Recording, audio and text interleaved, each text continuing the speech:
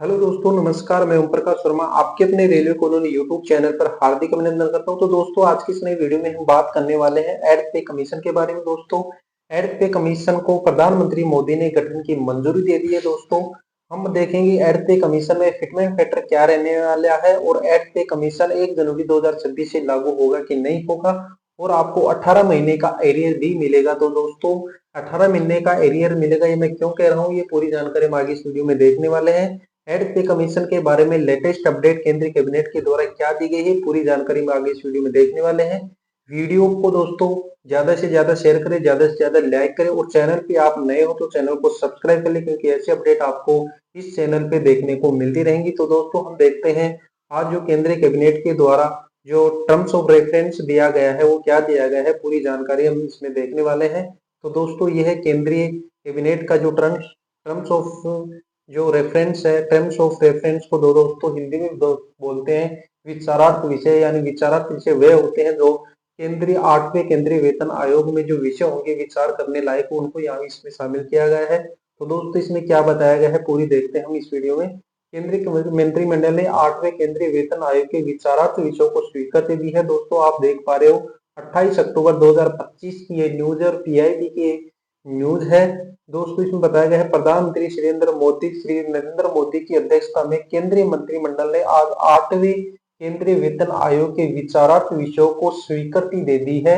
8वां केंद्रीय वेतन आयोग अस्थायी निकाय होगा। दोस्तों, आपको पता है ये अस्थायी निकाय होता है क्योंकि हर 10 वर्ष में ये गठित होता है, और हर 10 वर्ष में जो दोस्तों पिछला वेतन आयोग होता है वो नष्ट वो सॉरी उसको कैंसिल कर दिया जाता है, और नेक्स्ट नेक्स्ट वेतन आयोग यहाँ पे लागू किया जाता है। जैसे अब तक 7 वेतन आयोग गठित हो चुके हैं, अब जो है 8वां वेतन आयोग गठित होगा, और जो 7वें वेतन आयोग है उनके कार्य समाप्त हो जाएगा। अभी 1 जनवरी 2026 से 8वां वेतन आयोग लागू होगा। तो दोस्तों, फिर आगे बताया इसमें आयोग में एक अध्यक्ष होगा दोस्तों, एक सदस्य होगा जो अंशकालिक होगा यानी पार्ट टाइम होगा, जो कुछ समय के लिए होगा, और एक सदस्य इसमें सचिव शामिल होगा। यह अपने गठन की तिथि से 18 महीने के भीतर अनुशंसाएं देंगे। दोस्तों, अगर किसी भी सॉरी 8वें वेतन आयोग से संबंधित जो कमेटी गठित होगी, वह कमेटी अपने 18 महीने के भीतर, जैसे जिस तारीख को कमेटी गठन होती है उस तारीख से लेके अगले 18 महीने के भीतर ये अपनी अनुशंसाएं देगी, और यदि आवश्यक हो तो आयोग अनुशंसाओं को अंतिम रूप दिए जाने पर किसी भी मामले पर अंतरिम रिपोर्ट भेजने पर विचार कर सकता है। आयोग अपनी अनुशंसाएं देते समय निम्नलिखित बातों का ध्यान रखे, यानी दोस्तों इसका यहाँ पे ये मतलब है कि अगर 18 महीने के बाद कमेटी जो है रिपोर्ट दे देती है सरकार को, और सरकार 18 महीने के बाद भी कुछ विषयों पर दोबारा से विचार करने के लिए उसको वापस रिपोर्ट दे सकती है, तो इसमें ज्यादा समय लग सकता है। तो दोस्तों, फिर आगे इसमें बताया गया है कि जो कमेटी होगी वो अंतरिम रिपोर्ट भेजने पर ये हो गया, आयोग अपनी अनुशंसाएं देते समय समय निम्नलिखित बातों का ध्यान रखेगा। देश की आर्थिक स्थिति और राजकोषीय विवेक अर्थात सरकारी वित्तीय व्यवस्था के प्रबंधन तथा खर्च और राजस्व के संतुलन की आवश्यकता, यानी केंद्रीय कैबिनेट आयोग को ये बोल रहा है कि देश की ये जो आयोग है वो निम्न बातों का ध्यान रखेगा अपने विचार करते समय। दूसरा है, यह सुनिश्चित करने की आवश्यकता है कि विकास व्यय और कल्याणकारी उपायों के लिए पर्याप्त संसाधन उपलब्ध हो। तीसरा है, गैर अंशदायी पेंशन योजना और गैर वित्त पोषित लागत हो। चौथा है, राज्य सरकारों वित्तीय स्थिति पर अनुशंसाओं का संभावित प्रभाव, जो आमतौर पर कुछ संशोधनों के साथ अनुशंसाओं को स्वीकार करते हैं।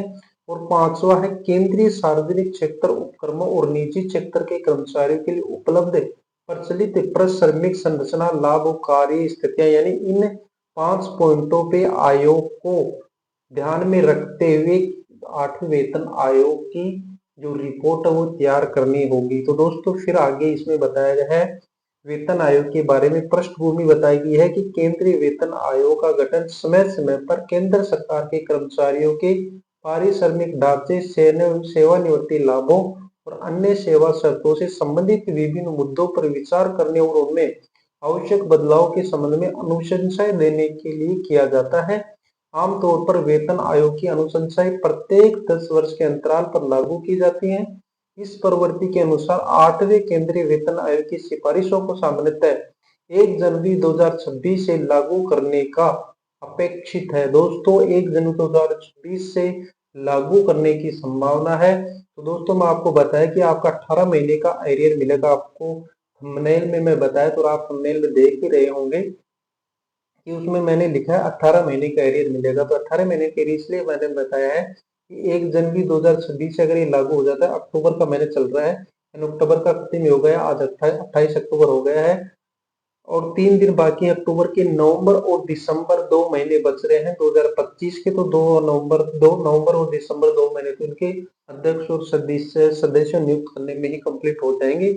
बाकी के 1 जनवरी 2026 से एड पे कमीशन अगर अपना काम करना स्टार्ट करता है तो अगले 18 महीने यानी 26 और 27 के 6 महीने, 27 जून तक, तो जून 2027 तक वो अपनी रिपोर्ट देता है। तो अगर सरकार उसको लागू पूरी हरी झंडी दिखा देती है, उसको फाइनल कर देती है, तो वो मान्य हो जाएगा। लेकिन यहाँ पे सरकार कह रही है कि हम 1 जनवरी 2026 से इसको लागू कर देंगे।